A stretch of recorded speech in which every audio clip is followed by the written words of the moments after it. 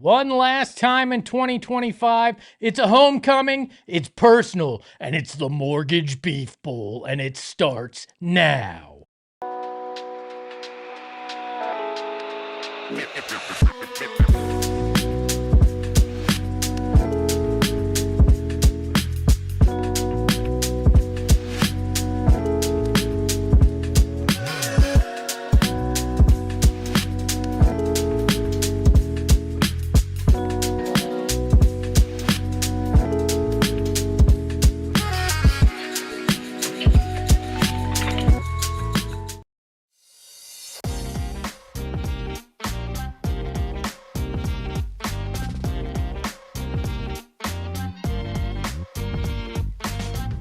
Welcome into a New Year's Eve edition of the PHNX Suns pregame show. I'm Espo. That is the smooth one, Gil McGregor. We've got the Freckled Mamba behind the Mac, and it's brought to you by our friends at Gila River Resorts and Casinos. You do you with Gila River Resorts and Casinos. Visit playatgila.com for more details. Gil, welcome back. Good to be back. Good to be back. Perfect time for the Mortgage Bowl season. It's Mortgage Beef Bowl time. We know what it's like. They're in Cleveland to take on the Cavs tonight. We know that the two owners, Matt Ishbia and Dan Gilbert, hate each other. They've actually sued each other. Dan Gilbert refused to vote to approve Matt Ishbia as an NBA owner when the other 29 did. It's also a homecoming, though. Jordan Ott returning to Cleveland for the first time since being hired by the Suns off Kenny Atkinson's staff. So we've got that going. Plenty that we'll talk about to get ready for today's game, but I think I want to start right at the injury report as we've got a news pertaining to that is presented by our friends at the Husband and Wife Law Team. If you've had a serious injury, call the Husband and Wife Law Team first at 602-783-8841 or visit their website at thehusbandandwifelawteam.com. Actually, husbandandwifelawteam.com. Taking a look at the injury report, the Suns are without Jalen Green still. Grayson Allen out. He was doubtful coming into this game, but reports suggest he may play this weekend. And Ryan Dunn is available after that right knee injury. And then for the Cavs, Larry Nance Jr. out, Max Strus out, and Sam Merrill probable tonight as well. So that is what we've got going on. I said tonight. It's really middle of the afternoon on a Wednesday. What a weird... feels like it's the most Saturday feeling Wednesday I think I might have ever had in my life. I have not had any clue what day it is for the last 2 weeks. So we've got that in terms of the injuries. Nothing overly surprising. Good to hear Grayson Allen's getting closer. But when you look at Ryan Dunn coming back, you know, look at what the last few games have been. Do you think Rasheer Fleming's going to see minutes tonight? I know this isn't the most important thing, but that's on my mind when I see Ryan Dunn being back. Yeah. I think you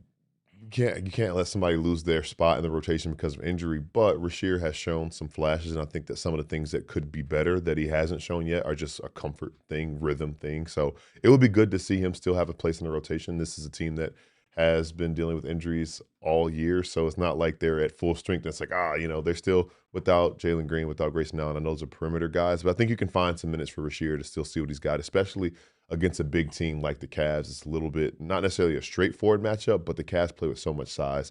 The more size you put out there, the better. All right, I buried the lead. I asked the Rasheer Fleming question, kind of joking, but you're a man that just went through a homecoming. You went home to North Carolina for the first time since moving out here. Jordan Ott, as I mentioned, heading back out to Cleveland for the first time, and the Cavs have not been great without him. They were a beast in the East last year. Jordan Ott comes to Phoenix. They've struggled a little bit, but when it comes to Jordan Ott, how do you think that plays in today's game, since it is highly personal to him? Oh, he's 100% going to say that it's just another game, but it means a lot. And I don't necessarily think it's in a sense of like, oh, this team didn't believe in me or anything like that. But you want to come back and show that you aren't little bro. You know what I mean? Like, you show that you were able to move on and actually be ready for this bigger position, this bigger spot. I think it will mean a little more to go against somebody who he probably considers one of his plenty mentors in the coaching world, because Jordan Ott has had a lot of experience coming up from video coordinator to different assistant roles that he's played on different staffs. But this is where you were most recently. You know the ins and outs of what this team wants to do, how they want to do it, what makes them tick, what works, what doesn't work. So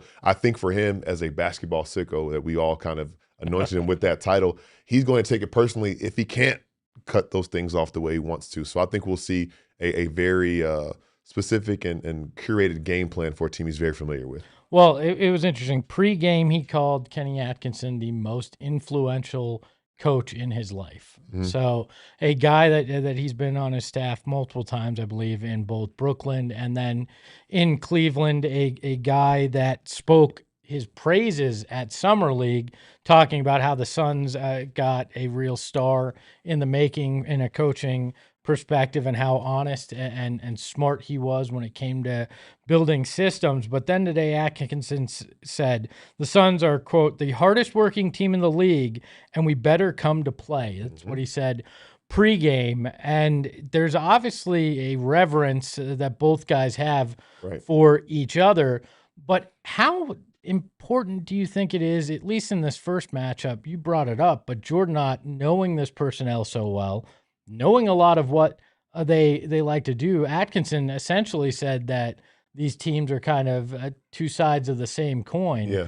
I assume that gives the Suns a slight advantage today. You would think so, right? And obviously, you know, the lack of not being at full strength, but the Cavs are dealing with their own injury issues as well. But, you know, it's a reason. We talked about the Cavs are missing something. Everybody's like, they can't put their finger on it. And they've had their health issues, but this team was 30-4 through 34 games last year. They're 18-16. It's more than just health that makes you fall off that much. So I do think that, you know, that familiarity, that what you talked about with these two teams, and these teams having some similarities as well, because he had a hand. He was the engine to that success. So of course he's going to take that formula with him. And as we've seen so far, it's working. Obviously not a carbon copy. We know the Cavs play with their inside strength as far as having a double big lineup traditional sense. And the Suns do that a little bit differently. They like to play fast. They have their guards at perimeter heavy lineups. But to see those styles kind of make fights in a similar way will be really fun to see that chess match between these two guys. Has been interesting, though. You look at these two teams, and they are very close in terms of the way things have played out. Over the last 10, Cavs are 5-5, so they've kind of been stuck in the mud a little bit. But when you look at it, they've averaged still a decent amount of points, 119 this year. But in terms of field goal percentage, the Suns have actually shot better than them.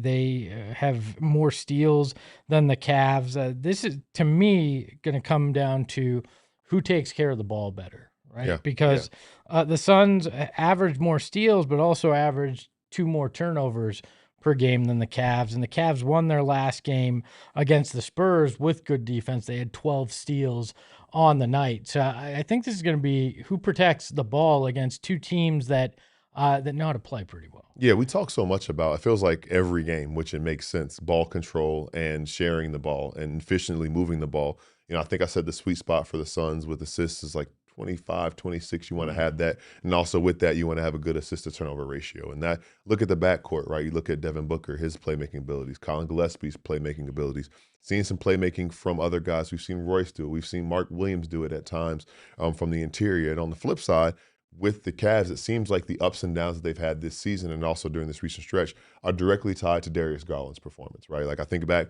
to Christmas Day, Darius Garland comes out playing really well, setting everybody up, and then that kind of dissipates as the game goes on. Knicks come back and beat them. So he coming off a big game. I think he had 11 assists in San Antonio earlier this week. So when you think about the backcourt battles, we're going to talk a lot about Devin Booker and Donovan Mitchell and their scoring and them being the big stars, but Colin Gillespie, Darius Garland, the way that they're going to set the offenses up, because their ability to take care of the ball and their ability to set their other teammates up will impact the offensive efficiency. Well, you were out, but obviously that big, I wouldn't call it big, that tussle, That's if you will, between Jose Alvarado and Mark Williams cost Mark that last game. He's back tonight, and I think that's a huge deal for the Suns. You talk about the backcourt, but I look at the front court, in particular Jared Allen. This team, when Jared Allen plays well, is really, really good. I mean, that's an understatement. Since February 24th of last year, 2024, the Cavs are 20-2 when Allen has at least 20 points and 10 rebounds. So Mark Williams, to me, plays an integral part tonight on both ends of the floor. How do you help contain Allen? And then how do you perform, cutting down that lane and making him work on the defensive end as well? Yeah, absolutely. This team does go as Jared Allen goes in that sense. And I think the inconsistency that he's shown, especially in the postseason, which has been a thing that's kind of been their downfall, and we've seen that get exposed at times throughout this year. I think the knock on this team has been that they can be soft at times. And I think that starts with their front court. Do those guys get in foul trouble? Are they responding to that force that the opposing big man is playing with?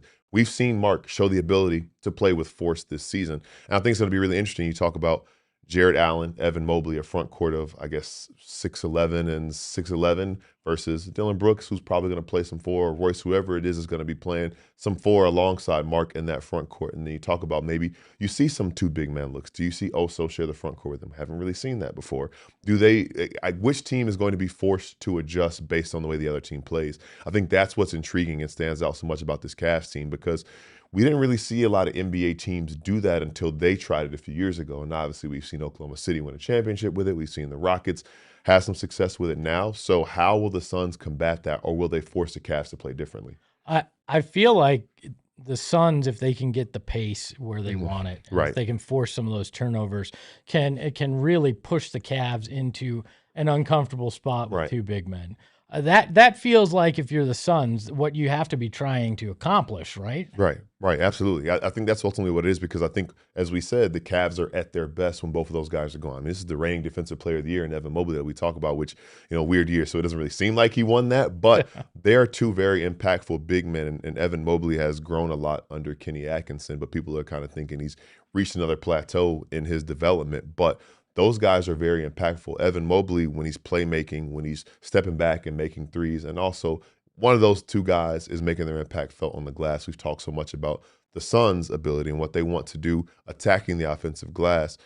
If those two big men are there clogging things up and cleaning things up, then the Suns can't do what it is that they like to do so much. Yeah. So will you see Jordan Goodwin come in there and make his impact felt on the glass? Will you see the guards crash the way they can if those two big 7-footers, let's call them 7-footers, are in there clogging up space and doing their job? So I think if you can play with pace and have those guys kind of neutralize that impact that they have, then it makes the Cavs adjust and then get away from what they want to do. I think it's interesting with how the Suns guards crash and how their bigs stay there. It forces your opponent to actually have to try to box you out, right? So a lot of people think if you're aggressive on the offensive boards, it's going to lead to easy buckets on the other side. But I think if you're strategic and smart about it, which the Suns have been, they prevent that from happening, right? And I think that's why Jordan Goodwin has been such a huge part of what they've been able to do on the offensive glass, and why even against a bigger team like this, I think the Suns can still have success. And there's a science to it, I think, to your point. One, just straightforward of in practice, hey, we got one get back guy, one guy gets back to maybe half court, you're picking up the ball, and then 3 guys are crashing or 4 guys are crashing, however it is they decide to do it, and talk about it when they drill it. But it's a science in that you don't go for everyone. Some don't make sense to go for. If you can't get the angle right, if it makes more sense for you to get back on defense, I think we've seen the discernment between the guys who crash the glass and show, okay, this isn't the time I do it, this is the time that I do it. I think we've seen that, because if it wasn't the case and they were just going all the time, it would lead to transition opportunities and open opportunities, which this team is really good about the details. We've seen that lately during this win streak for the most part. And I think that that's one of the big details that's allowed them to play with the style that they play with. Let's circle back to the backcourt, in particular Donovan Mitchell, averaging 29.5 points this year, 5.5 assists, 4.5 rebounds. There's always been the Devin Booker, Mitchell, who's the better. Yeah.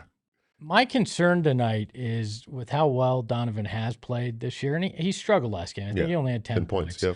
But with how well he's played, I don't want Devin to fall into the trap of mano a mano, right? Especially with how Devin's been shooting lately, and really since he came, or since October. I mean, once the calendar turned to November, he's not been shooting well.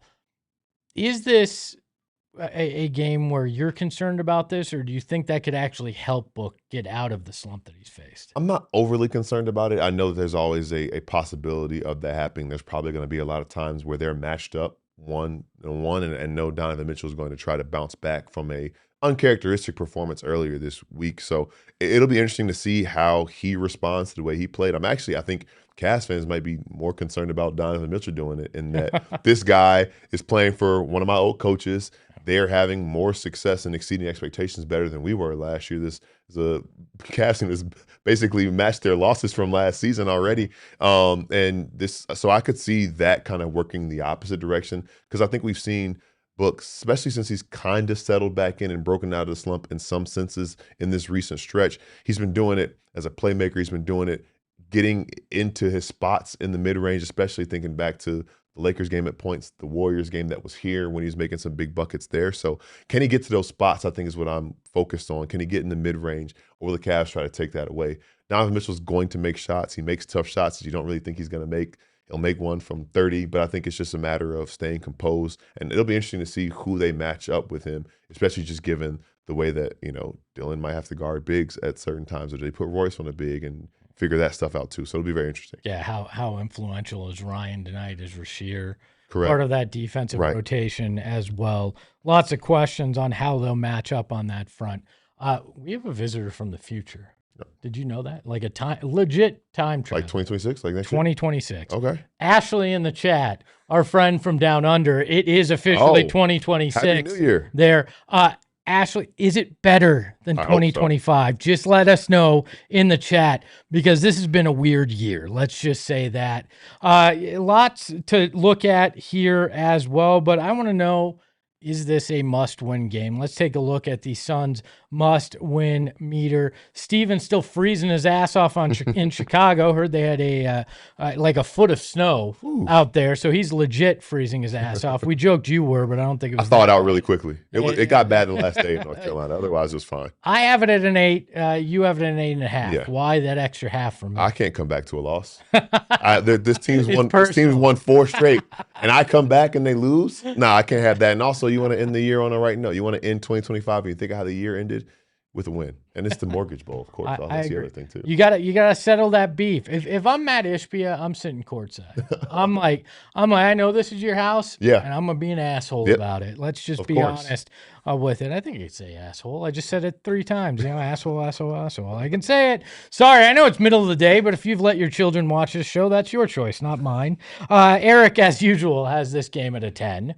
And he cites the Mortgage Beef Bowl as being a big part of it. And of course. Not having to also, try to keep his pride out there in Cleveland. And that's a big reason for me is the Jordan Ott factor. Yeah. Because we know how aligned and connected and whatever you want to call this team are. They want to win it for him as well. There's no, like you said, no bad blood between him and Cleveland, but anytime you go back for the first time, you want to impress. It's like when you go back for a reunion, a class reunion.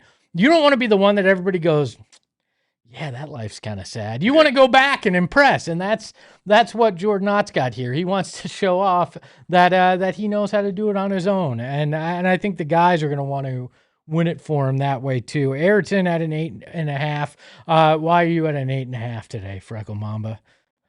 The implications of the Mortgage Bowl are obviously huge. It would be a 10 if it wasn't for just the weird scheduling. I just feel off. Weird scheduling, like off. The time of day? Yeah. Oh, like if this was a 7:30 p.m. game in Phoenix, 10, maybe even 11, I might break the scale. But today, it's an 8.5. I wish, like any good bowl game, that the loser had to sign over the mortgage to the arena to the other guy. Like, let's make some naming right change right away. Yeah, actually, you know what? That's even better. Because See? It's the mortgage matchup arena here, and it's the Quicken Loans arena there. Yeah. Loser has to change the name to the other guy's company. See? I love it. That's what's on the line tonight, and that's why I'm changing it to a 45 on the scale 45. Of 10. Pick a different number. That's Donovan Mitchell's number. Oh, well, no, you want to embarrass him. And, okay. Yeah, okay, there you go. 45. Okay. Yeah, look, that's how much of a must-win it is if we're changing naming rights here. It is kind of you're new downtown, but there is a skyscraper that overlooks the arena. I did see it. That says and I looked Quicken Loan. And I raised an eyebrow at that. So now I'm glad you acknowledged that, because I was wondering what was going on. Yeah, I think I would be building a large tower in front of the arena to block that out as well. So now that we've figured out the stakes, I think we need to look at what the keys to tonight's game are. Brought to you by no one, because nobody wants to sponsor the crap that I'm throwing out there. Remember, Mortgage Matters. That's what we were just talking about. That you got to make sure that you're taking care of the owner. Yes, it's the Rocket Mortgage Arena. Hard Excuse to keep me. up with that, but yes. And then the second key, you ought to win. Like I was saying, this is all about Jordan Ott as well for winning it here. And then know the book. Both Devin Booker having a good game, but the fact that Jordan Ott knows their playbook, or at least in theory, knows their playbook, that is the third key to tonight's game as well. Before we get to our pregame picks, I wanted to get your thoughts in the time that you missed. I assume you stayed plugged into the Suns. If you didn't, just lie to the people. I mean, all my friends at home watch the Suns too, actually. What did you make of what you saw during that week-long stretch while you were gone? Oh, it took care of business. I think the biggest thing, especially going to a Wizards team who've been playing a little bit better as of late. I think they got a good player in Trey Johnson, but to go there and come out with a win, Colin Gillespie being Mr. Consistent, as he was called post-game before it became a non-family show. And then obviously you're not getting fined $25K. But and then New Orleans as well is obviously a lot of beef. The first game ended with it, and then it carried over. But again, taking care of business, because what we talked about was this being the reprieve in the schedule. And the worst thing that could have happened was you get to this gauntlet and you say, finally, and then you lose one of those 3 games that you just had out there. And obviously this is another opportunity to go into the new year on a 5-game win streak, but I'm just impressed that they took care of business. It wasn't always pretty, but one more in the win column each of those games, and I was impressed by that. I coined a new phrase while you were gone. It doesn't have to be pretty if you're gritty, and that is the way I look at it. Fair enough. And it works with the Flyers mascot Gritty too. There's nothing pretty about that guy either. Be like Kara in the chat. She is a member of our supporters club. She hit that join button, and now she's dropping those Jordan Ott emojis because we know this is a win one for Ott. So become a member and be able to drop those in the post game when they win one for Ott. It's time for our pregame picks, brought to you by our friends at Bet365. Sign up using the promo code PHNX365, deposit $10 and place a bet for $5 to get $150 in bonus bets whether you win or lose. Bonus bets can be used on the spread, totals, player props, futures, and more. Whatever the moment, it's never ordinary at Bet365. Must be 21 and over, physically located in Arizona. If you or someone you know has a gambling problem and wants help, call 1-800-NEXT-STEP. Text NEXT STEP to 53342 or visit problemgambling.az.gov. Do we have the standings? Should we let Gil know where things sit? Gil, you got lucky. You just got money line while you were gone, and it hit every time. Let's go. So that's what we call some horse crap here in the building. But Ayrton hitting his bet. He's sitting at 111.50. Gil, you're at 142.12. I'm still in the green at 40 after hitting my one bet. And Eric somewhere down in the doldrums. It's very funny to see him on a streak and still be there. Yeah. I'm still jealous that he's less pale than I am in those images. It just kind of pisses me off. But let's take a look at our bets for today. Gil, since you're back, we'll let you start your pick first. I call this the do your job one. Donovan Mitchell is probably going to do his job, 25 points. Devin Booker, 20 points. Mark Williams, 10+ points. Colin Gillespie knocked down 2 threes. Sam Merrill knocked down 2 threes. And it's pretty modest, plus 320, but this is to me getting back into the swing of things and doing my job and picking something that should hit. We'll see. I like it. I think if you hit, I'm going to be close to hitting. Okay. Let's take a look at what I have cooked up for you today. Devin Booker, 30+ points. Donovan Mitchell, 30+ points. And the Phoenix Suns plus 6.5 at a plus 900. I'm looking to add a little nice 90 to the pot today. And what you're telling me is that they are going to go back and forth tonight. Yes. Yeah, they are. I think that's what's going to happen. Yeah. I think Devin Booker is going to find his stride tonight. I don't think he's going to force it. I think he's going to find it. And, sometimes when you've got that guy across from you that they compare me to him, I'm going to show you what I got. And someone in the chat made a good point. There are all-star implications now, too, with given the fact that they're just doing the 16 American players and the 8 internationals. Donovan's American, right? Yeah, okay. Even though they put him with like the international guy, he has some Panamanian roots. I think they mentioned last year, but he's going to be probably one of the American players of the 16. It would be hilarious if they just used that technicality to put him on. Yeah. I expect that from the NBA. Probably. Aaron, why don't you let us know what your bet is today, and if you can continue your hot streak? gave myself a little bit of a cushion, so I'm taking a little bit of a shot here. Devin Booker over 35.5 points, rebounds, and assists. Mark Williams coming back from suspension, getting 7+ rebounds and 10+ points. I got Goody getting over 1.5 stocks, and Colin Gillespie hitting 2 threes tonight at a +625. I like that. I think you got a chance on that one, and I'm man enough to say that I hope you both win. Hey. A man I hope doesn't win is White Noise. He's over taking care of the ASU post-game show today. Can we get it should Eric. Oh, yeah, because he just essentially stole the 2 legs of mine. It's the same thing. Donovan Mitchell, 30+ points. Devin Booker, 30+ points at a +444. Essentially, he went Walmart Espo. It should have said Walmart Espo because the man didn't have the cojones to put the 6.5 points in there as well. You know what? I'm man enough to do that, and I'm here for you, the people, to show you how you can do it as well. Granted, please don't follow my lead, just for your own benefit. Let's take a look at the line from our friends at Bet365. It is a +6.5 for the Suns with the +200 money line. Cavs a -245 on the money line. I'm surprised that the Cavs are this favored, this big of a favorite. I know they're at home. Yeah, That's so they're 2 getting points. yeah. So where's the other 4.5 coming? Yeah, they're getting a lot from being at home, and I guess this is just a team. I think that's probably going against what's happened recently. Beating the Spurs is not really a small feat. Like, the Spurs have been really good, and the Cavaliers seem that they executed their game plan really well, but they've swept them this year. So I think that's a better matchup for them. I think that now, tonight, Vegas might have underestimated a little bit how well the Suns could match up game plan-wise tonight. So, we'll see how it goes, but that 6.5 stands out to me too. Yeah, well, congratulations, Cavs. You did just what the Suns did, beat the Spurs twice. Yeah, see? I think that Cats. 6.5 is a little disrespectful, as Sean in the chat says. I feel like that may be just looking at the Suns and thinking, well, it wasn't great wins. They weren't pretty the last 3 games. You can Buscemi your way to wins. That's fine as well. Let's take a look at our score predictions for tonight's game here. Steven's still frozen. I have a 115-113 win. I think this is going to be a close game, but I think the Suns have proven how good they are in the clutch, and in particular offensively in the clutch. I think they get a 2-point win. Where do you have them, Gil? 121-10. I think this feels like, I feel like I kind of say this often, but this seems like a common thread with this team. They pull away late, kind of keep this, hang around, but make more plays than the Cavs do down the stretch. Yeah, and then Eric had it at a, I don't remember. Let's see. He got a 111-106 win for the Suns. Sorry, I didn't have that in my notes. Gil, any final thoughts as we prepare for the Mortgage Beef Bowl in Cleveland? I think it's going to be a fun game. This is going to be a fun game. I hope that it's not too early of a start. I know it's 3:30 out in Cleveland, so it shouldn't feel as early for them as it does for us.